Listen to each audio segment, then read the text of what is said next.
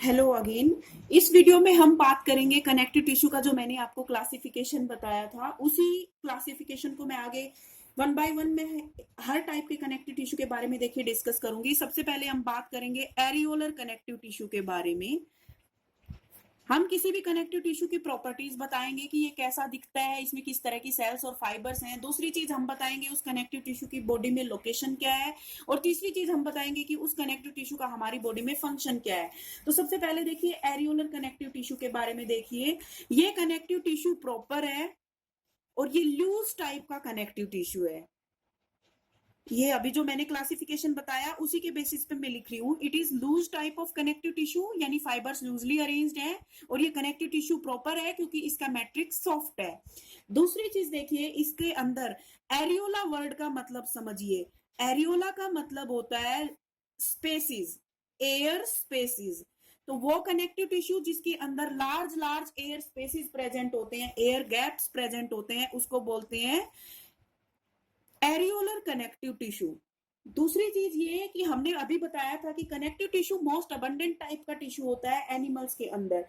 Connective tissue में भी जो सबसे कॉमन टाइप का कनेक्टिव टिश्यू होता है वो होता है areolar connective tissue, most common type of connective tissue. उसके बाद इसकी लोकेशन के बारे में अगर हम बात करें तो कनेक्टिव टिश्यू की location, it is present under the skin. Present under the skin, skin के ये नीचे प्रेजेंट होता है। बोन मैरो के अंदर भी एरियोलर कनेक्टिव टिश्यू प्रेजेंट होता है, और ब्लड वेसल्स और न्यूरॉन्स के अराउंड भी ये प्रेजेंट होता है। तो तीन लोकेशंस मैंने बताई आपको अभी कि areolar connective tissue is the most common type of connective tissue and it is present inside bone marrow, it is present under the skin, and it is also present around blood vessels and neurons. Functions की अगर हम बात करें तो इसका सबसे important function होता है to bind muscles with skin. Muscles को स्किन के साथ to bind muscles with skin, skin के साथ ये बाइंड करता है।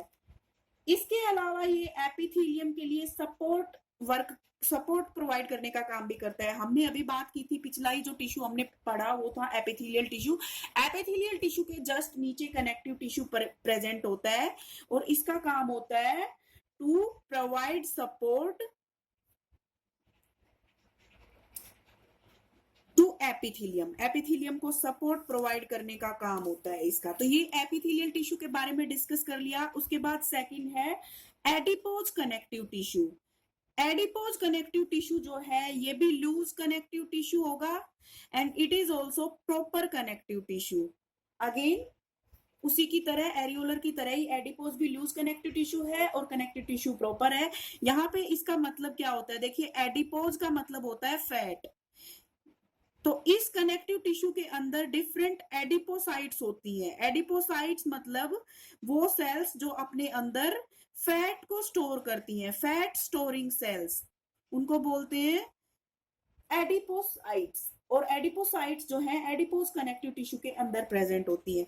अब देखिए एडिपोज टिश्यू को मैं क्लासिफाई करूंगी। एडिपोज टिश्यू जो है, एडिपोज कनेक्टिव टिश्यू ये दो टाइप का होता है। एक होता है ब्राउन एडिपोज टिश्यू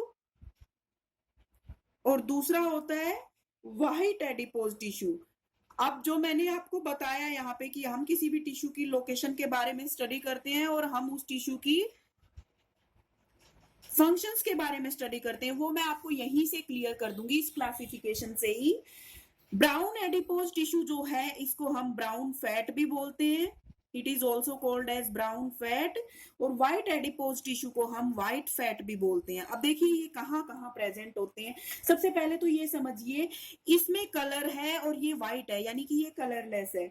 व्हाइट होने के पीछे रीजन है कि इसमें किसी भी तरह का कोई पिगमेंट नहीं है, जबकि ब्राउन एडिपोज टिश्यू के अंदर साइटोक्रोम नाम का पिगमेंट प्रेजेंट होता है। साइटोक्रोम पिगमेंट जो है इट प्रोवाइड्स ब्राउन कलर, इसकी वजह से ब्राउन कलर हो जाता है इसी का।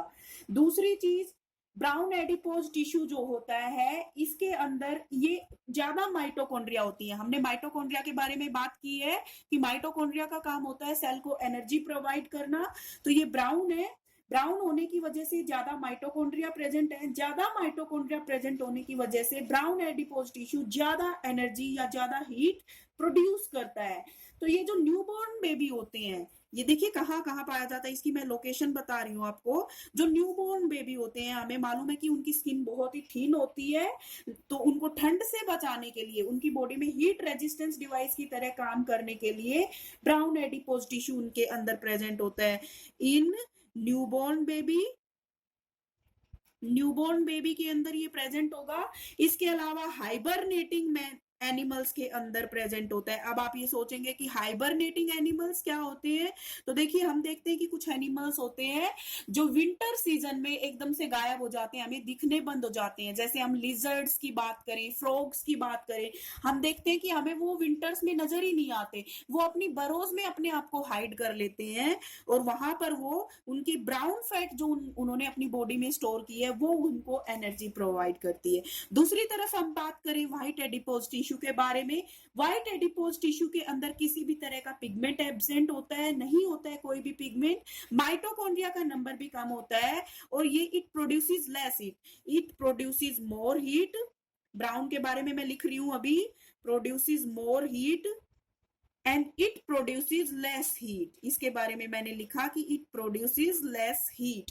तो ये कहाँ प्रेजेंट होता है? White adipose tissue is present in hump of camel. देखिए आपसे जो क्वेश्चन पूछे जाएंगे वो इसी बेसिस पे, ये इसी तरीके से पूछे जाएंगे। मान लीजिए आपको ऑप्शन में 4 चीजें दे दी और एक लिख दिया, आपको क्वेश्चन पूछा गया है कि कहाँ पे व्हाइट एडिपोज टिश्यू प्रेजेंट है। एक ऑप्शन है उसमें हम्प ऑफ कैमल, और 3 ऑप्शन ऐसे हैं जहां व्हाइट एडिपोज टिश्यू नहीं होता। यानी कि मतलब यही है मेरा यहाँ बोलने का, कि आपको या तो लोकेशन पूछी जा सकती है कि व्हाइट एडिपोज टिश्यू कहाँ पाया जाता है, या आपसे इस तरीके से क्वेश्चन पूछा जा सकता है कि ये 4 ऑप्शन दे दीजिए, इनमें बताइए कि व्हाइट एडिपोज टिश्यू कहाँ होगा। तो सबसे पहला मैंने बताया हम्प ऑफ कैमल, दूसरा है ब्लबर, ब्लबर के अंदर प्रेजेंट होता है। ब्लबर क्या होता है? वेल्स के अंदर जो लेयर होती है व्हाइट एडिपोज टिश्यू की, उसको बोलते हैं ब्लबर। तो ब्लबर में प्रेजेंट होता है। मैरिनो शिप जो होती है उसकी टेल में होता है, इन टेल ऑफ मैरिनो शिप। और इसके अलावा व्हाइट एडिपोज टिश्यू प्रेजेंट होता है येलो बोन मैरो के अंदर, इन येलो बोन मैरो। तो ये यहाँ पे हमने एडिपोज टिश्यू के बारे में बात कर ली। सिंपल सी बात है, ये काम क्या करेगा? फैट टिश्यू है ना, तो बॉडी की को प्रोटेक्शन का काम करेगा, बॉडी को हीट से रेजिस्टेंस प्रोवाइड करेगा, यानी बॉडी की हीट को लॉस होने से प्रिवेंट करेगा। नेक्स्ट है fibrous connective tissue. Fibrous connective tissue जो है, ये भी कनेक्टिव टिश्यू प्रॉपर होता है, it is also connective tissue proper, और ये डेंस कनेक्टिव टिश्यू होता है। इसमें लूज जो है वो भी हम उसके बारे में भी बात कर लेंगे। तो देखिए मैं डेंस कनेक्टिव टिश्यू के बारे में अभी आपको बता रही हूँ, यहीं से आपसे क्वेश्चन पूछे जाते हैं। फाइब्रस कनेक्टिव टिश्यू का ही पार्ट है डेंस कनेक्टिव टिश्यू। वो कनेक्टिव टिश्यू जिसके फाइबर्स डेंसली पैक्ड होते हैं, फाइबर्स आर डेंसली पैक्ड, जिसके फाइबर्स डेंसली पैक्ड होंगे उसको कहेंगे डेंस कनेक्टिव टिश्यू। अब डेंस जो है वो डेंस रेगुलर कनेक्टिव टिश्यू भी हो सकता है, and dense irregular connective tissue भी हो सकता है, डेंस इरेगुलर कनेक्टिव टिश्यू। अब आपको यहाँ समझने की बहुत जरूरी चीज है, यहाँ पे देखिए डेंस रेगुलर कनेक्टिव टिश्यू जो है, डेंस तो हो गया क्योंकि उसके फाइबर्स डेंसली पैक्ड हैं। अब वो डेंसली पैक्ड होने के बाद भी वो रेगुलर भी हो सकता है, इरेगुलर भी हो सकता है। रेगुलर में फाइबर्स एक रेगुलर पैटर्न में अरेंज्ड होते हैं, और इरेगुलर में इरेगुलरली वो रैंडमली अरेंज्ड होते हैं। तो इसमें ही मैं आपको बता रही हूँ कि इसके 2 एग्जाम्पल्स मैं आपको बता रही हूँ, टेंडन्स एंड लिगामेंट्स। ये क्वेश्चन पूछा जाता है आपसे बार बार, टेंडन क्या होते हैं, लिगामेंट क्या होते हैं। तो आप बताएंगे कि tendons are dense regular connective tissue. काम क्या होता है टेंडन्स का? Tendons connect muscle to bone, muscles को हमारी बॉडी में बोन से कनेक्ट करने का काम होता है।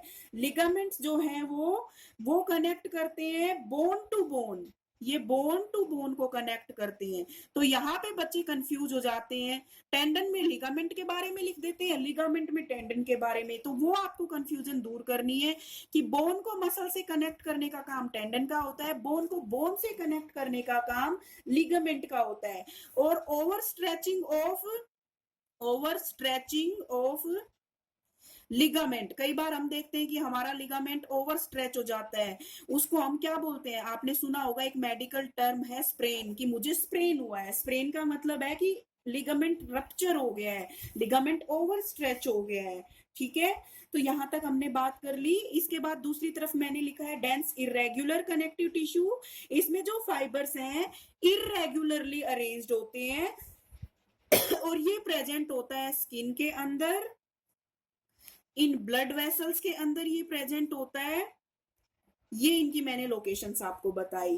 अब फाइब्रस कनेक्टिव टिश्यू में ही मैं आगे आपको बता रही हूँ, व्हाइट फाइब्रस कनेक्टिव टिश्यू होते हैं, और दूसरे तरीके से मैं इसका क्लासिफिकेशन आपको बता रही हूँ, व्हाइट फाइब्रस कनेक्टिव टिश्यू।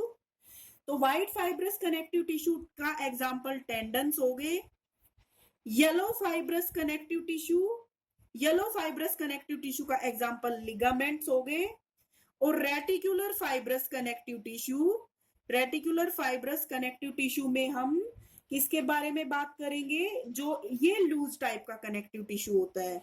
देखिए 3 टाइप के फाइब्रस कनेक्टिव टिश्यू हैं। फाइब्रस कनेक्टिव टिश्यू 3 टाइप के हैं, white fibrous connective tissue, yellow fibrous connective tissue, reticular fibrous connective tissue.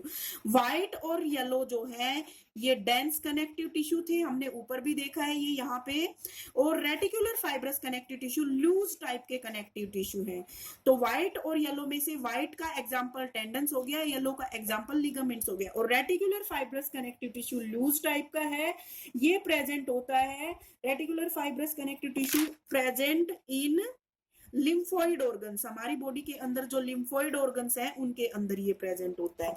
यहां तक मैं इस वीडियो को स्टॉप कर रही हूं। इसके बाद नेक्स्ट हम स्केलेटल कनेक्टिव टिश्यू के बारे में पढ़ेंगे, या स्पेशलाइज्ड कनेक्टिव टिश्यू के बारे में नेक्स्ट वीडियो में हम बात करेंगे।